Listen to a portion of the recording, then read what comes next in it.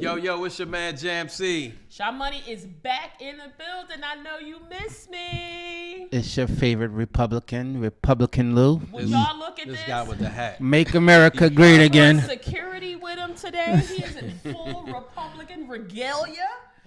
I'm feeling richer just sitting by this gentleman. As you should. My credit score went up 10 points since he been This here. guy got a security. He got a security from Martin Luther King Boulevard.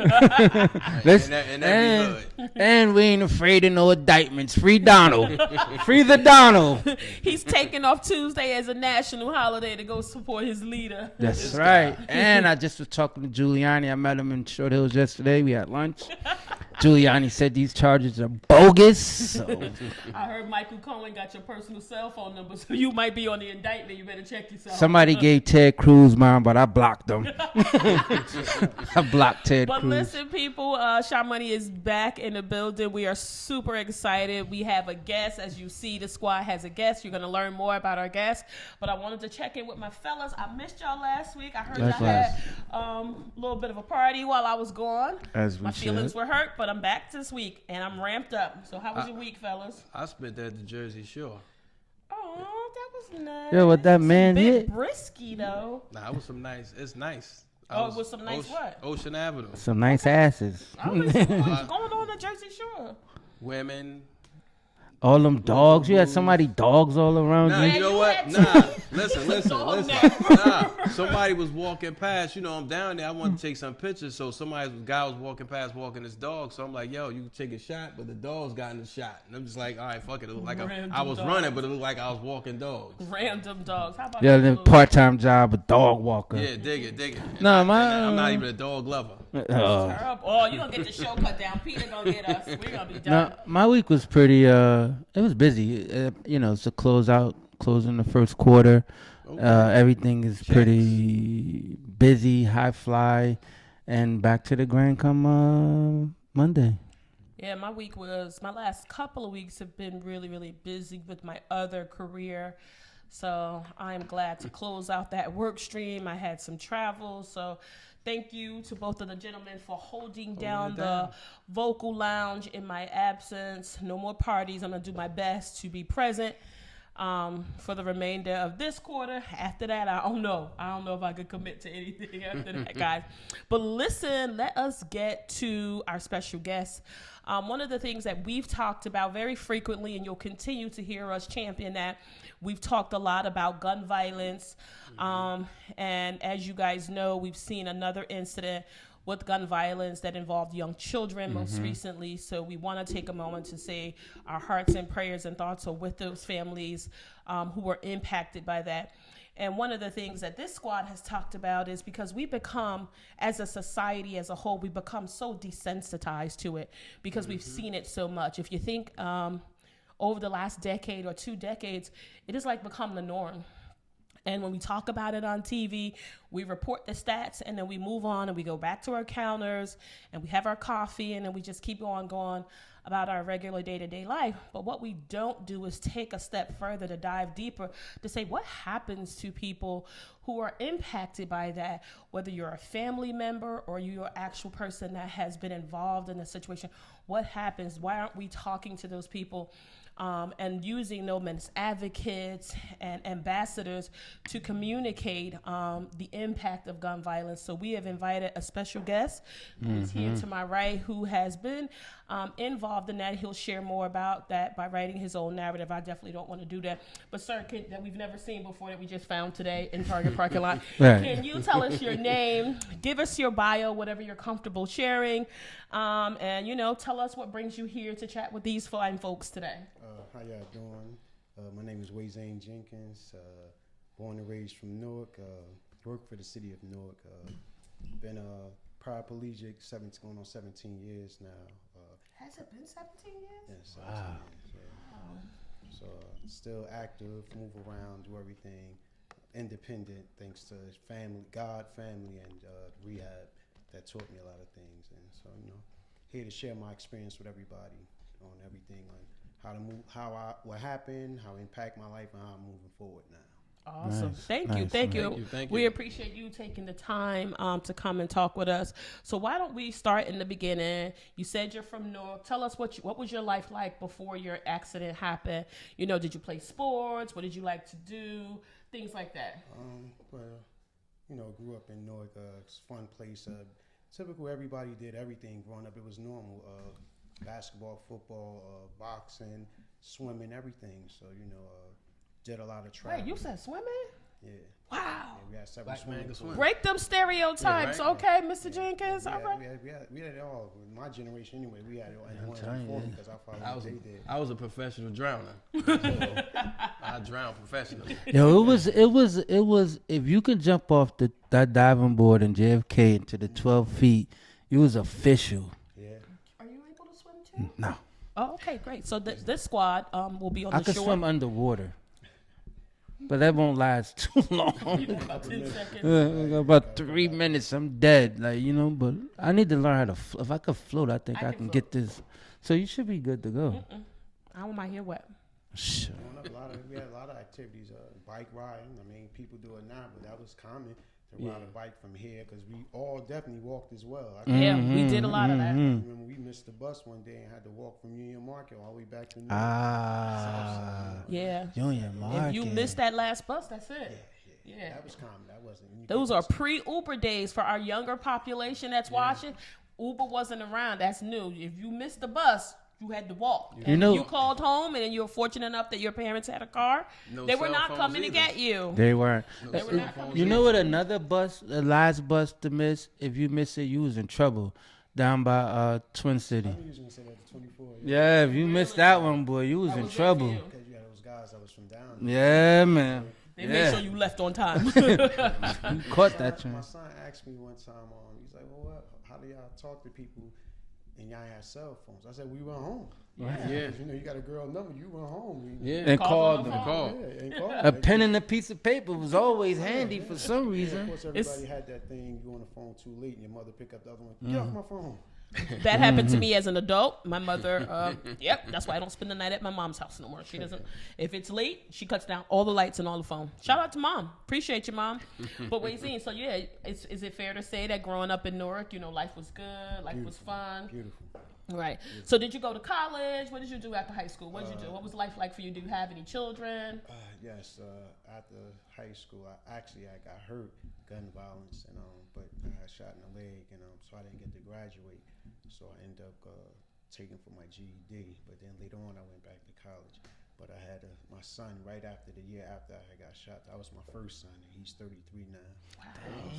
Now, what high school did you attend to? I went to Shabazz, then I went to Barrington. So y'all want to hear a funny story, and I'm not sure if Uwenzen, if I've ever told him this. I remember Uwenzen was supposed to be in one of my classes, and they used to call this name all the time, and I would say, "Who the hell is that? The person ain't not in this class." And then one day he showed up, and I said, "Where he been?" I was like the surrogate teacher. I'm like, it's a whole stranger in our class. And then I saw him at lunch after that. I just only saw him at lunch that day. What school was that? At Barringer. I used to always say, who are they calling? Well, one thing I've always wanted to know, I think you have a very amazing name. What is the origin of your name? Oh, it's an ancient Egyptian name. It's a Kemet. Kemet means dark soil. That was the names used to describe our people in that time. Gotcha. Wow. Never knew that. Wait, Wow. say that for me one more time, It's though. an ancient Egyptian name. It's a Kemet name. Kemet means dark soil. It's names that used to describe people of our complexion then. Gotcha. Nice. Oh, wow, that's awesome. So, The meaning, what if, the meaning of it is seeker of truth, and that's in Kemet, and in Arabic it means balance. Okay. nice. Now, one thing you didn't share, do you have siblings? Yes. Okay, tell us. From my mother, I have two older sisters and a younger brother. Okay. On my father's side, I have a brother and a sister. And so, do they have similar names that are rooted in origin? Now, Okay. my brother Aki, his name was Aki. That's it. So my father, I'm named after my father, Uwenzen. Okay. Yeah, I knew that. This I is did- I did awesome. know I've been that. knowing Uwenzen for a long time. I'm learning all these things. This is Well over 30 years, I didn't know. You didn't even know that. So then, Uwenzen, thank you for sharing that. So bring us up and let us know how this gun violence happened. Where were you? Only what you're comfortable sharing, and how you were injured and became your mobility impacted. Well, you know, when you around it in your town, and it's sad to say, sometimes you do become immune to it. It's over there, you'll see it. I mean, when it's happening, you don't want to be around it. But when you hear about it, you're kind of immune to it. It don't affect you. But this particular day, we have social lounge, which quote unquote gambling halls, and I was at one, and some guys came to rob it, and the guys from the neighborhood, to the best of my recollection, the guys from the neighborhood and them engaged in shooting, and I got shot. Wow. Well, take us through what happened next. You lose consciousness. You wake up in the hospital. Actually, when this violent, I was on the knees next to an individual, and I saw him get up, and so when I got up, I fell. When I fell, it was basic. I could say everybody dodging, so I'm laying there until you start hearing the shooting. And when I tried to get up, I couldn't. I'm on my stomach like a push-up position. Yeah. And I'm trying to get up, like what the? And then as soon as I tried to get up, something just told me to put my hands on my leg. When I did, I couldn't feel it. And then I was like, I think I'm paralyzed. I'm just saying it to myself. Yeah. And then when a friend of mine was there, and he grabbed me, and when he turned me over, what I didn't know then is that the bullet had went through both my lungs. So when he turned me over, my lungs started filling up, and I started getting short of breath. Wow. And the ambulance came immediately, and when they started doing things, I started blacking out at that time. Wow. Then when I got to the hospital, I was in the hospital for a couple of days, and the doctor was saying that, you have to wait for a couple of days to assess everything, to see how it is, because he said something to like 2 or 3 days, you'll probably get feeling back. I don't know if he was telling the truth or this is what he was just trying to diagnose, but I didn't know until I went to I had an x-ray a couple of days later, and I went to go see the result. He pulled it right up, and you could see you could just see the line through my lungs and my spinal cord. And he was like, he told me, he said, you'll never walk again. My spinal cord was severed. Oh, wow. And was that from just one gunshot? Yeah, actually, when I looked at it and as time went on, I was blessed because it went here. It's like a Nike sign. It went in here, under, all the way over. The bullet still is in my right shoulder, but it went through both my lungs. So it's like a Nike sign. Wow. Look how it went under my heart. Now, if it hit my heart, it wouldn't be here. So Wow. Yeah, that's a blessing. Yeah, but it's so into the moment, because you was like, at that time you touched your legs, and I was like, I can't even feel them, my legs. I never knew that you knew at that point in time. I thought it was like days later at the hospital, because I remember you being in the hospital. And I was like, damn, Wade's still in the hospital? Like, yeah. I'm like, wow, prayers and brother. And it was one of them things, like you said, we become so immune. Like, well, this happened to him before. It's one of them things. He gonna bounce back. He'll be back out here, and we back at it again. You know what I'm saying? But unfortunately, this was a situation that didn't have the same result as the old one. For some reason, my mind, it kind of like fast forwarded in what you're gonna do next. Kind of like went right into mode. So when I got to, it wasn't overnight. Trust me. Like my family was there. And then, you go from running, skipping, jumping, swimming to I couldn't sit up straight. My balance wasn't there. I felt like sitting up and felt like I was falling off of a building. That's how high it felt. Like, I was scared to death, Wow. What was that like, though? Take us through like that emotional and that mental journey. Like you've gone through the care, you're starting to be rehabilitated, but like, you also have to still stay present at the same time and try to go through this rehab. What was that like for you? Yeah, it was up days, down days, up days, down days. Because the pain never stopped. So in the beginning stage, yes, I'm totally missing that. The pain piece never of it. stopped. And this was in the winter time, so it's really bad. And they give you certain things that'll make you rest, but then you go into therapy, so you feel better.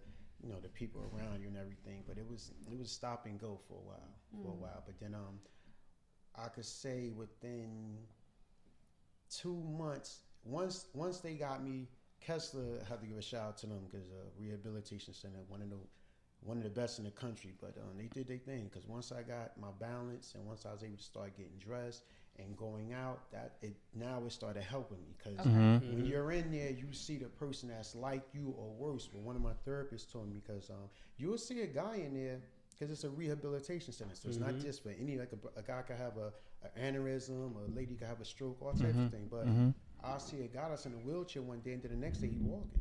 So your mind will say, well, that could be me. Right. So that you felt like that could motivate you to work a little harder. I know. I thought that could supposed to be me, and the therapist was like, don't look at him. She said, look at him. And when the person she pointed at, he was quadriplegic. He couldn't move at all. Oh, So wow. the thing is, you appreciate what you have. Right. Instead of trying to get what somebody else got, Right. appreciate what you got because you could be worse off. Okay. And it's funny that you said, I don't know if you remember, I think it was probably you had just got in Kessler. I came to see you and we talked. And that was the first thing I thought, like this was temporary. My man gonna be walking. And that's the first thing I thought with all my heart. I really thought that. I think we're all kind of guilty of it, and I think that alludes back to what I said initially in the introduction. We have unfortunately gotten desensitized. Definitely. Because I think back on my own life growing up, and again, I recognize that all of our viewers are not from New Jersey and are not from our demographic area, but there are some similarities. Whether you're from New York, you're from Brooklyn, you're from Queens, these are the same things that happen in your neighborhood. Chicago, yeah. These are the things that happen in your neighborhood, and over time, I lost my brother, my youngest brother, Abdullah, to gun violence. He had been shot before, right? And he, thank God, that first injury, he survived. And I guess now I'm a little bit ashamed to say, but in a moment of transparency, we joked about it later, right? After he recovered. We were teasing him and saying, oh, you were crying for mommy and you were only shot like in your thigh. And so when I heard that there had been another incident, before I knew he had succumbed to the injuries, I thought this was another one of those little stunts, and maybe somebody was playing with a gun. And I think it's because we've seen it so much, and until it rests on your doorstep, it doesn't resonate with you that this is taking people's lives and changing people's lives. So I guess one of the other questions... It was so funny you said that, not to cut you off. No, not at all. Because I remember when I got shot, right? And so my mom used to always say, you better let me know where you at. Let somebody know where you at, so we can be aware of what's going on with you. So here I am, I get shot, I'm in College Hospital, I call home, they go to voicemail. I said, God damn it, you said let you know where I was at. When I do call home, you don't even answer the damn phone. The one time Lou follows instruction, his mom is at the grocery store. She don't even answer the phone. She's at the grocery store. So then when I come home, because it was happening at night, I come home the next morning, go home, rest, and then next day people coming by ready to pick me up. I'm on crutches. I go out the door. My mother like, where you going? I'm going down the hill. What do you think? Going to the projects. And so she like, oh, all right. So now I'm waiting for my ride. She running around the house like, Mom, what are you doing? She said, I'm looking for the life insurance policy. They gonna kill your dumb ass the next time this happened. It was just so like, well, all right, that happened. I'm still here. Yeah, so now let's keep moving. Yeah. You know what I'm saying? And never thought that could, next time it happened, like she said, it could be your last time. Well, that could have been it. Let me tell you something. For all these guys that grew up in these inner cities and they take to the streets, you're very selfish. Yeah. That's the top word. Very selfish. Ignorant, yes, but selfish, because you forget about all the ones that love you. You forget about all the ones that, all the mothers that raise these kids. We're parents now, so we understand it. We think about our children all the time. Yeah, you think our parents ain't think about us like that? Yes. Absolutely. My sons, they had an uncle that died. They mother, they sister, everybody.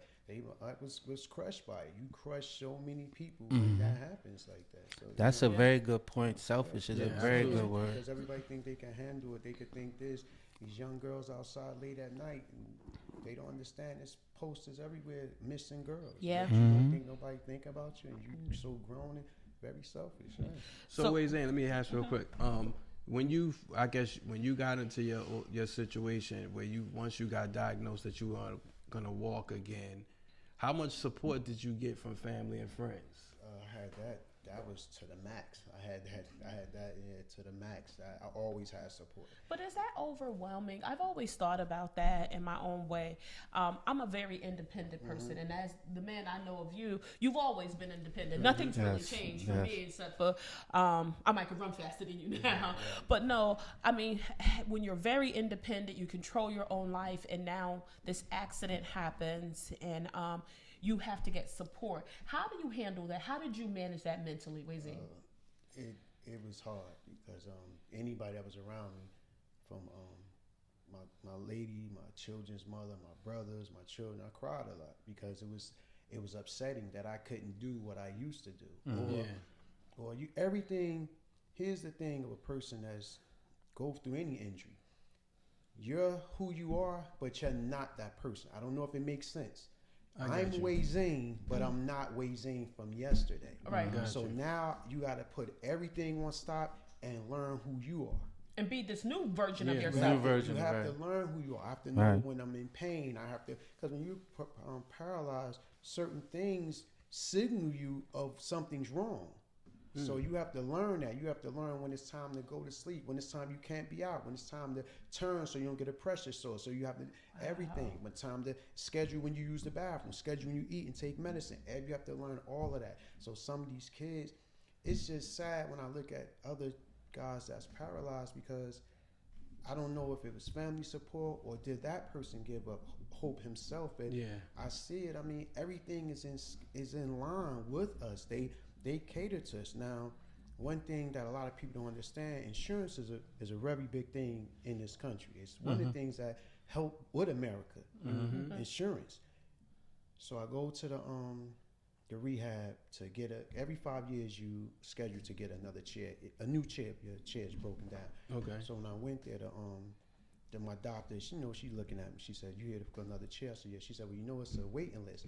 Now that it's sad to say, but a great percentage of a lot of guys aren't insured. So when they get hurt, Medicaid, all that charity care, Medicaid. Yeah.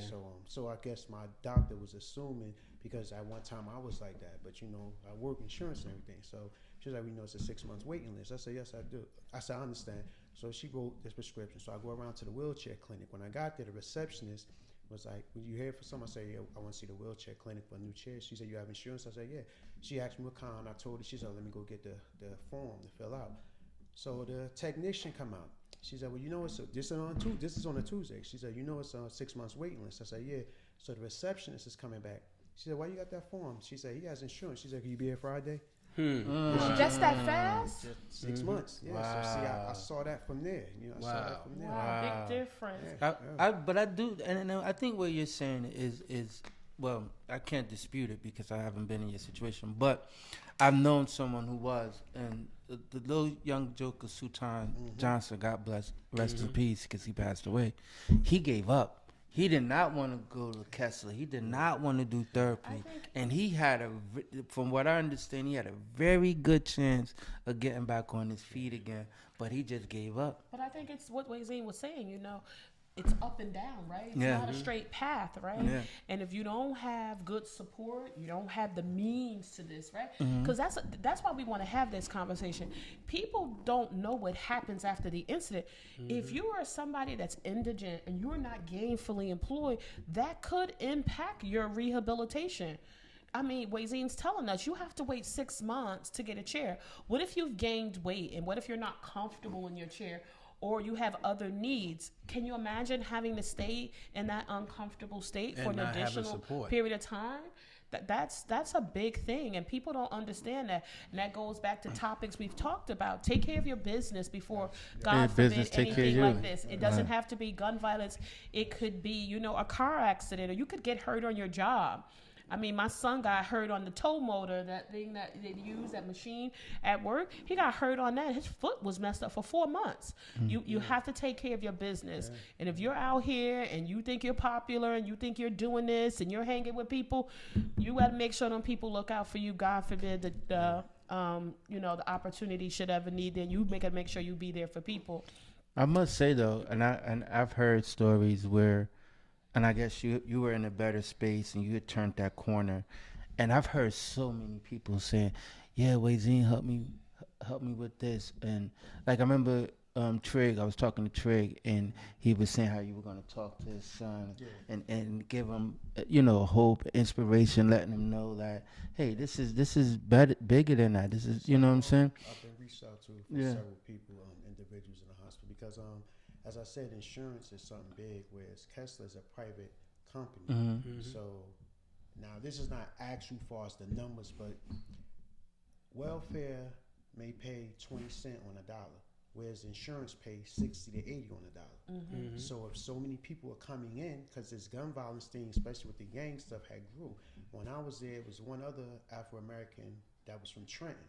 Everybody else, it wasn't so many gun violence. Now I went to go see a friend of mine's son 3 years after mine, saying it was all young boys in there. Wow. Oh wow. So now That's imagine shocking all time. of them don't have insurance. Yeah. The company's not making a lot of money. So now they end up putting restrictions. If you have open charges, if you're in the gang, you can't come. So talk to us. Really? So if you get injured as a result of gun violence and you need these services, but if you're wanted, They deny well, service. one, of course, the courts will deal with while you're in the hospital, but individuals, they was making sure they stable, and they was sending them to other facilities. I had to go talk to one guy. And it was sad because I could only imagine what they're going through. From the hospital, when they stabilize you, you know, your vitals and everything is good, then you go to the rehab. So the rehab taught me everything. The hospital just stabilized me. So when you're talking about a guy, he's stable, but he knows nothing. I mean, they donating a hoist to him because they can't walk, and the hoist put the straps on you, lift you up. Yeah. I mean, he lay in bed, so they said if he had another infection, he probably was going to die. oh wow. The infection was so bad, so I go see him like, listen, you got to think about your life. Go down there. He was young. His mother was even young. So I mean, That's bad because when you look at our generation, we come from a more mature mindset. Yes. So and a lot of these kids are coddled. So you talk about now a kid that's running the street that ultimately gets shot, paralyzed, and he's been coddled his whole life. How does that child know to keep fighting where you have a stronger mindset? Yes, my incident happened when I was 36. So I was a man. I've been places, and I'm looking forward to. One of my inspirations was a white man got hurt on a construction site. He wanted to hurry up and go back to work. Wow. He was working on, I've seen him. I'm talking to him. We became cool. And, I just want to get out of here. Now he was there before I was there, but he wanted to get back to work. And I just saw his drive. Now I don't know what going on in his household and in his mind, but I saw his drive, and now I feel that now. Like I mean. When I wake up, I don't think that I'm paralyzed because I'm used to it now. Yeah. So I know at certain times, like, I got to turn this way. My body signals me. I got to turn this way. The alarm go off, get up, shower, use the bathroom, everything, and prepare to move on, So the drive, have that drive. I mean, growing up, I still seen everybody moving. I come from when my mother was working. I seen her working. I seen everybody on my block, family going to work. So, this is normal. But for people to think life don't supposed to go on, I don't understand it. No. So since you had your injury, you've been rehabilitated, have you had any aha moments, like something happened that just, you had never had that experience before, whether it was physically or emotionally, anything that you can think of where you just had a aha moment? Or has there ever been any situation where you was like, my life is completely different now? You feel like your life is different in certain ways? When I came out the hospital and I got better and everything, I was involved with somebody that was under investigation, and I got caught in their case, and I went to prison for 5 years in a wheelchair. They opened up an institution down South Jersey, and it was handicap accessible, but my family was make sure, because prison, of course, penitentiary comes from the word penitent, means sorry for what one do. So that's supposed to be the punishment for people. But truth of the matter is, prison, they just want to house people there, and it's built on making you be there for what you did. But they want to just keep you there. They hope you don't have family and nobody care for you. But my loved ones was there. So when you had somebody that wanted to slow up on not taking care of me, they on right in the commission. Yet whether I mean, I seen a nurse who used to give me a cup to take my urine sample to when some calls was made on her, she came in and knelt down and took the sample herself. So, so, concierge service. So that was a turning point because I don't have my family that help me with everything. Right. Now, I had the brothers that I know, but now, it's not a myth, but when you go into jail, yes, you put on your armor. So, no matter what. So this is how you are. But I seen, but what, you need something? You all right? Yo, you all right? So things like that. But does that make you feel vulnerable in those moments? And the reason why I'm asking these questions, and I know in our personal relationship, I have not ever asked this, but I wanted this to be kind of like a PSA to people. Like, because when these young guys are out in the street, they put this big front on, right? They're tough. Yes. Everybody talks about the ops and all of that. But I want people to really understand there might be some times when you can't operate like that, right? That all goes away. Well, the thing is, like I said, I was a man when this happened, and I had family. These kids are they're blowing up bridges. Yeah. Like, I was in there, I can remember when I was young and I went away. My mother used to come all the time. Like, Mom, stop coming to see me. Go, you my son, will come see you. These kids got no one coming to see them. But I didn't know this. I come home, I see what's going on. They taking these drugs. They act like they grown. Ma, this and that, third. As soon as they get hurt, they thumb in their mouth. They're in a fetal position, like a shrimp cocktail. Or even when they get behind the wall, they ma. You know what I'm saying? Or before, as soon as they get in the car and they put the cuffs on, somebody call my mom. Yeah. Right. Talking about that all the I time. seen her, on the phone, yelling, screaming on the person, and it's their mother. Wow. She's supposed to be doing that. Unacceptable. I find it unacceptable. Wow. I really don't. When they talk about the gap between us, and I really see it. But because some people just didn't know how to raise kids. Because that's when they was. I remember when I got in an argument with my child's mother when he was a baby, and she called my parole officer. So when I got to parole, she said my parole officer was like the supervisor on the seat. So he came out. He was a white man, and he was like, "Well, what's going on with you and your this lady?" And I was like, "That's my son's mother." He's like, "Son, what are you doing with a baby?" I thought he was being racist. Okay. But now when I look back at it, now it's 23. Yeah. Right. I look at these guys, they babies. They are. Yeah. What do you see them outside all day? How many times you seen a girl walking down the street pushing a stroller, and she will holding one and pushing one? Right. She's by Right. herself. Right. And she's young. Right. So I understood what he was saying. I wasn't no man, Yeah, so, not at all. These things, but they swear they are, and then they constantly do the things, and then they go away. But they don't know how many times they told their mother this, they told their mother that. I just went to a funeral the other day. A friend of mine, his mother passed, and the brother that did the janazah prayer, he told a story. He said, there was a young guy, little boy. His mother used to take him to school. Something was wrong with her eyes, and so he was embarrassed by it. So he always pushed her off every time his friends come on, get over here, get away from me, get away from me. So every day when you're outside playing, get away from me, all this. So now he became grown. He had his own. He moved out. He had his own family elsewhere. So he came. So when he got older, he thought back at how he used to treat his mother, and now he wanted to tell her how he was sorry, he respected and everything. So he come back to the town, and he saw one of his friends, and like, hey, how you doing, man? What you doing back? You come back this time? So I came to see my mother.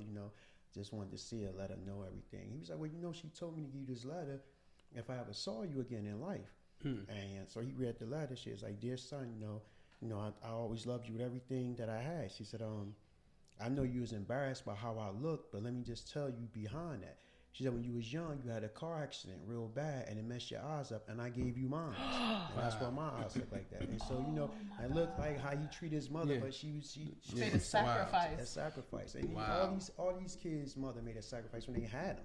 Right. Wow. Right. Absolutely. Right. Absolutely. When they held them, they weaned them off. And these are things these kids don't understand. You don't respect your mother, and you love your mother, you love your family there for you. That literally, God and my family is my kickstand. So I owe that to them. Without them, I don't know where I'd have been. I'd have probably kept my motivation, but yes, I'm a strong person, but my family, they was the ones there, wiping away the tears, wiping away the snot, help me clean myself. Yeah, it was them. And I appreciate you being transparent like that, and sharing that, because I think people need to hear that, right? Because people, they see people who maybe very still have some level of mobility. They look good. They just look like the regular person, but they don't know that there's a lot of things that need to happen behind the scenes so that you do that. And one of the things you shared, and when you shared your introduction, you said you work. Yes. So take us through, like, because I hear a lot about discrimination with people who have limited mobility. So when you went to apply for the job, I mean, now we're in a post-COVID era where everything is done virtually, but did you do in-person interviews? Did you talk to them about that you needed maybe special accommodations? Was that part of any of it? Well, upon my arrival back into society, I was in a halfway house, and the city of Newark had a re-entry program. And I applied for it and interviewed for it, and I met the criteria, and I started from there. Okay. Nice. And I stayed on with the city of Newark up until now. And I'm a job developer, and help get individuals hired, reentry and regular model citizens. Nice. Nice. Oh, good. Now, did you ever have to Congratulations. like tell your employer that you had any type of special needs that you might have had, like accommodations? Yes, they're Okay. aware of it. They're aware of Nice. it. They're Nice. Awesome. I- Awesome. I wanted to ask, during your whole time, the whole 17 years, how important was your higher power? Very, very, because I saw, how you hear people say things like they testimony or whatever. Mhm.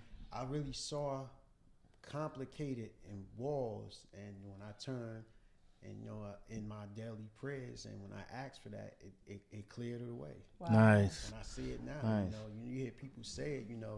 My thing is to convey the message. Whoever's going to take it, they're going to take it. To them be their way, to me be my way. But my thing is to convey the message. But I've seen things like that, and if people don't have something like that to hold on to, then I can see why they're so lost. Yes. Let me ask you, Wade, Yes. because I'm listening to you talk, and and it just caught me.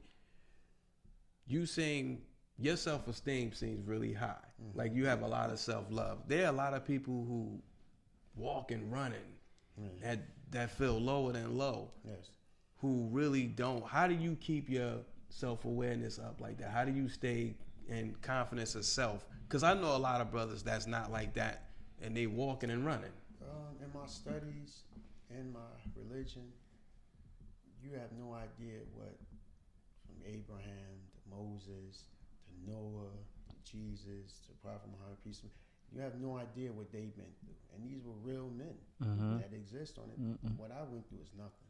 Mm-hmm. We talking about, imagine somebody walking from here to Virginia Beach. Yeah.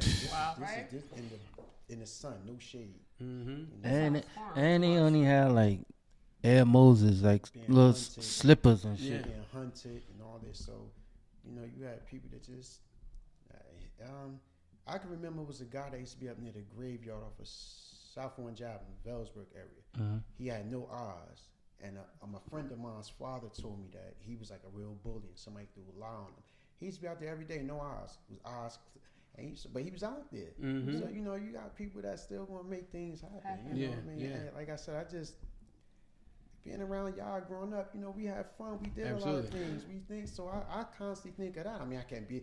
I remember I was invited to a party, and the speaker's tall as that, and so I rolled by, boom, like to blow my chest. I just throw my cane. A little bit too close. This not for me. This not for me. So things like that. But I still want to enjoy things in life. I want to see things. I've been to Saudi Arabia twice. Nice. Yeah, I see that. I did see that. So, I see that. Yeah, just I can get on the plane. I drive. I mean, yeah. Just speaking of that, because I remember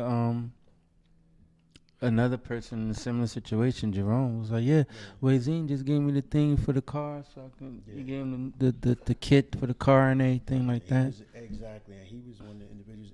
Him and Patrick Wack. Yeah. Mhm. They used to come see me, so they was the first step, because these guys I knew that when they were walking, and then they became paralyzed. Wait, Wack was he was in the chip before you? Yeah. Oh, wow. So, is there like a community, like a support community? You hear for a lot of like health-related conditions, like cancer. It's a big thing in the United States. So there's a lot of communities. Yes, Do you feel like you have a support community, like if you have questions or just general support Well, for I'm people? kind of at this time. I'm kind of like a veteran in that world, but I remember when I was he's in a Kessie, liaison. guys used to always come and speak and everything. They did. And just like a sister working in a trauma unit, so when guys go through that, they call me to ask to talk to the guys and stuff. That's Oh, good. nice, Wow. nice, nice. So it's great to see you dedicated That's a your good time way and talents that way. of giving zakat. Yeah, it's charity. But Yes, yeah, just we're visiting, going back. just visiting the sick is a part of that in that line. If you had to, given your full scale of your life, right, and you look back over things, if you had to talk and send a message to young people out there who might have been a victim of gun violence or might be someone perpetrating that, what would you say to them? Know that your life is very valuable, and so is the man next to you. So take care of yours and help him see that his is valuable to help him take care of his. Perfect. We always hear it, or each one teach one. One of the best paintings I seen is when you see the man on top of the wall and he pulling the guy up. Yeah. See, what you got to know is he made it on top of the wall. He could have kept going. Exactly. Pulling the next man up. So that's how we have to help each other. It's no lower you and higher me. No, we together. Yes. Together. You know what I mean? It's a lot of things that I could go back into from slavery and all that, because self-hate is something that's real. Definitely. I mean, the devil is real, all these things, but self-hate, the years of, you see the guy riding buying a nice car, fag, what did he do? Right. You look like me. Exactly. You hating yourself, hating. There is a lot of self-hate. Yes. I can say that. I can definitely say that. Given that you've had some mobility, you have mobility challenges. Have you ever been in like a business or maybe an establishment where they weren't accommodating to you? Have you ever had that experience? I've heard of people having that where some places are not ADA accessible or things like that. Yes. Like what should people do? Have you ever had that experience? It was an individual. I've heard of him, but I haven't found where he was at. That he go around looking for stuff and he sue to do this. As you run across all the time, places that you can't get in this way, and then you got to go around this way. Or I've been to a lot of places. Really? Some streets. Now you see the sidewalk how it grooves like that for a person to come over with a cart or wheelchairs. That has to be precise, a certain altitude and everything, because if not, somebody still could tip over. Oh, gotcha. We all see cracked sidewalks. Yeah. Very often. Yeah, I just like you. I walked past it until I became this. I had to go down some sidewalks slow because it's toppled this way and that. You have to be careful. Yeah. Wow. So it's like almost like you go back and reflect, like, wow, I used to be around here. I didn't, you take for granted because you never really realized Definitely. that somebody less fortunate has to deal with that. Yes. Wow, that's heavy. You know how like I always think of like whenever something ails you, right? If it can be your shoulder, it can be your knee, it can be your back, and you never realize how much you need that body part. Until it ails, you be like, dang, I can't even walk. My knee hurt. My knee has been popping this whole time. I've been stretching it in and out. Y'all probably think it's jam squeezing it. It's my knee. My left knee. It's like a trick knee. How about y'all don't jump out of bed like y'all used to? No. You have to have a game plan. It's like a roll Yeah, slide yeah. movement. You I have, do to, now. you have to have a game plan on which way I'm gonna go to get out. You gotta talk yourself into Right. it. A Come 5 on, minute, team. a 5 minute booster. You know what I'm saying? You gotta do that heave ho type of thing. Another thing though that's sad, but it's true. From this injury and a lot of other violent injuries, a lot of these guys get hooked on the painkillers. Like Yes. Wow. Yes. I mean, like I said, I always had a drive to do something. I recently broke my leg, my shin bone, and my ankle, and so they gave me the painkillers, and I can remember taking it in the house. I couldn't move. I mean, I was just like, Stuck. I'm talking to myself like, get up, Uwenzen. Get up, Uwenzen. Get up, Uwenzen. I finally mustered the strength to sit up, and that was so tiresome. I laid back down. It's like I took more. And I called the doctor. I said, I can't take this thing. So, Wow. That is true. So now, do you still feel pain? When the injury happened, I didn't feel the pain at the moment. My leg was just spasming. Then when I straightened it out, I saw where it was broke at. And so when I got to the hospital, when they came and got me, they took me to the hospital. They put the splinter on, and somewhere around there is when it's like internal pain. I don't feel like if I pinch his hand, I got you. I don't happen like that, but my body will start spasming real bad, and it'll start affecting like that. But it ain't like the sharp pain that a normal person would feel. Okay. Wow. That's I'm learning a lot, Wade. Yeah, this Definitely. is very informative. I appreciate the transparency because I think it's important that people need to understand it. Like, this is how you're impacting people's lives, but this could also be your life too if you don't make some changes. I think that's really important. So I hope people are feeling informed and encouraged. But Jam, if they want to send in or ask us any questions at a later date for Uwenzen to respond to, or they want to tell us a little bit about their story or information they want to share, where can they hit us up? They can hit us up at goingvocal@gmail.com. That's GOYNVOCAL@gmail.com. Awesome. nice. Awesome. But Thank you. I think one quick question for Greg, close it out. Have friendships, have they still remained the same Yes. over time? Yes. Good. You're very fortunate. You're Yeah. very fortunate. So let me ask you, I do have a question. Relationships. like when you get into a relationship, how's like when you courting, you're dating, how do you address a female? Is it the same? Well, it's the same. It's Uwenzen. What you Right. He's like, Wayne, like, Wade said, nah, don't put me in there. Wait, like, don't put it out there like that. Same lady in my life that been there. So. He is Nice, very lucky. nice, She's nice. hiding off camera. We ain't gonna put on camera. Yes. We're gonna put on camera when Uwenzen come back for part 2. Because I'm sure she has a very interesting story to tell as well. As a caregiver, no, like honestly, seriously, people don't realize that the caregivers, this is affecting. This is part of their lives as well. Hey, look, and they need all the support they can look, get. here's the funny thing. She work in medical, so she have her scrubs on. So sometimes we want to go somewhere. I say, you can't wear them. She's like, wow, I'm just gonna work. You're not gonna look like the help. I love it. You're not gonna look like the help. So you look at it this way though. That's role playing. That's all. Well, that's good. Like all your friendships have been maintained. So we can't thank you enough. We can't thank your lovely wife off camera for being part of the experience. I honestly appreciate your transparency and how you're putting that PSA out there to people, because people probably have a lot of misconceptions and probably a lot of them are wrong and they're not accurate. And they're also probably, people are not thinking about what happens after the fact. And I think this is a real candid conversation that we need to have more oftenly. But guys, it's my favorite time of the show. Before we get to that, let me say sure. this too. I think for people, what people need to understand is, you give people flowers when they're here. And you gotta, I salute Wade, because what a lot of people may or may not know, when you have people in your life that not only support you, but hold you down when you need to be held down, you gotta salute them. And that's one of the reasons why we have Uwenzen here, because the three of us here respectively have had relationships with this young man for years. Yeah. And I know, for me, he got me in a lot of trouble, but he got me out of a lot of trouble. Uwenzen got me in trouble too, people. So I tell this story very often when I get the opportunity to be around Uwenzen. I got married. Uwenzen was definitely one of the best men. Uwenzen had such a good time in the rented tuxedo that he never turned it back in. Oh my So God. right now, 17 years later, I cannot rent anything because Wade had such a good time. He said, "I'm keeping this tuxedo. I look good." Listen, when I went to Tuxedo's place, and he was like, "No, we need a sports fit," and I'm like, "What is that?" Like, you have a V-taper. What a V-taper is when your waist is smaller and your shoulders. So it was an athletic cut. So when he put it didn't look like theirs. So when it's time to take it back, I think I lost. That outfit. What? Wade said, "I'm keeping this. I got other plans for this."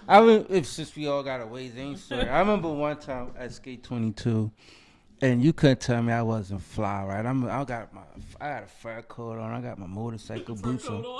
Uwenzen said, "Yo, why you got that fur coat on? And it's Skate 22. You doing too much, man. You doing too much at Skate 22. Relax. You know better than this." But listen, people, it has always been a great pleasure to be around Uwenzen. I have a lot of respect for this gentleman. Appreciate him coming into the Vocal Lounge, spending time with us. We definitely will have him back on the show to talk to us some more, talk about some of the outreach and some of the work he's doing in the great city of Newark. So look forward to that coming up. But listen, there's been so much craziness happening this week. There's so much stuff to talk about. So we're gonna get people fired up. My favorite part of the show: get your shit together, because y'all gonna get better. If I don't do nothing else besides raise my kids right, we're gonna get people together. Y'all gonna stop being crazy out here. This week has been ridiculous. I have pages of people just misbehaving and going batch crazy. What is wrong with people this week? So listen, I'm gonna yield to either our guest or my co-host, because I'm saving mine for last. I'll start off. My get this shit together, and I don't know, maybe it's to me, maybe it's to myself. So I go to Chopped. I don't know if you guys know what Chopped is. It's a salad spot. They make all custom made salads. Oh, wow. Yeah. Here we go. Is this anything about your diet? I don't want to hear it. Listen. I go to Chop, as I'm parking, I see this old guy. He looked like he might have been like 80-something years old, maybe 90. He could barely walk. He's pushing the shopping cart. Now, my mind is like, one, I don't think Grandpa should be driving. I said, but he might not have nobody else to drive for him. Right. But the first thing, how I think is, what if he get into an accident? Could you imagine if this old guy would have hit me and I get out the car and I see this old man can't walk? Should I really be mad? Should I really be like, motherfucker? And it's like, and he come out, he can't walk. So I might get this shit together. I guess it's to me because I think seniors really shouldn't be driving. But the fact that I had the sick thought to think, damn, would have Pop would have hit me and told him my shit, I could tell I really be mad at him. It's on a case by case basis because some people still do have their faculties, but I do think at a certain age they're very reluctant. They're very reluctant to give that power up too, though. Walk, he was trotting with the cart like. It must have took him, he was going from here to here with that car. It must have took him 20 minutes. Yeah, that's not safe. That's probably not safe. All right, so my get your shit together goes out to all the Democratic Party thinking that this indictment is going to stick on Donald J. Trump. His leader. You sadly mistaken. I had lunch with Giuliani and He's barred now. Yeah, who's just barred. So he's still giving counseling on the side, free of charge. Right. He knows the law very well, and he's very elusive when it comes to getting around it. So these charges are bogus per Giuliani, and we have nothing to fear in the near future. Donald will be back at Mar-a-Lago, relaxing with Ivanka and the daughter. Oh, the daughter. Relax, please. Stay out of Republican business, please. Yes, I have not got. I don't know all the names. So, with that being said, goes out to the Democratic Party. Well, y'all done heard it from Republican Lou. So I have two. Y'all know I'm always sneaking an extra one in there. So I don't know if anyone. I do late night social media stuff. I go on social media about 3 times a week. And that is when I get myself to go to sleep. I catch up on everything. So tonight I'm definitely going on. But I did go on yesterday, and there is a video circulating. I want to be clear, I'm not promoting this, but I understand. This older Caucasian woman, she's a bus driver, and as you know, most people do those jobs part-time. Well, apparently she had it with these teens, and they had been misbehaving, and when I tell you, she cussed them children out. She had enough of them misbehaving, and so, now people are, this happened in Ohio, and people are calling for her resignation. And of course, she resigned. But it was clear she was tired of these children. They were playing games. They were spraying things in her face. They were not sitting down in the chairs. And that's a safety issue. And as the bus driver, she's responsible for that. So I'm sure this was not a one-time incident. So for the parents who are out there calling for her resignation because she used profanity, is it okay to use profanity? No. But also, you need to teach your kids respect. Exactly. And that lady was frustrated. You could hear it in her voice, So I say, before you're so quick to judge, you need to check your children, because I see you guys kids out there, and they are awful, no respect. I had a kid push me in Target. He was trying to get through to catch up to his mother. It never dawned on him when he brushed me, almost knocked me off my feet, to say excuse me. So I see y'all kids out there, and y'all are the ones that need to get y'all shit together, because those kids are terrible. So I feel bad for the woman, because she probably had a lapse in judgment, but she was definitely frustrated. So y'all parents, y'all need to get y'all stuff together. Could Way go? Then you do your second Absolutely, Way can totally go. I thought about it when I asked myself, but it's kind of simple though, because something I always a pet peeve. I say to get your shit together to us black men, us men of color. Ooh, here we go. This gonna be good. The reason I say it, because when I watch social media, everybody's tough. When did being so tough become so important now? Yeah. I mean, everybody's tough. No one could say nothing without somebody. I see you. I'm out here in the street. We out here. When is it? Let me explain something to you. When y'all vacation, don't y'all vacation to nice places? Yeah. So why, if a person made it out of the hood, he's supposed to stay in the hood? Exactly. Speak on it.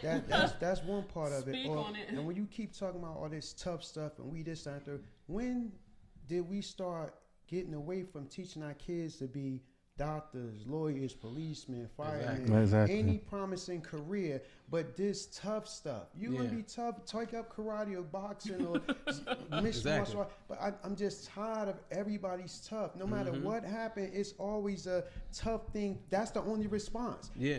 Why I just can't disagree with what you say? That's And it. that'd be the end of That's it. it. That's it. And that's it. But Right. everybody's just so tough, and it got nothing to do with my situation. It's just that it just No, don't you're make right.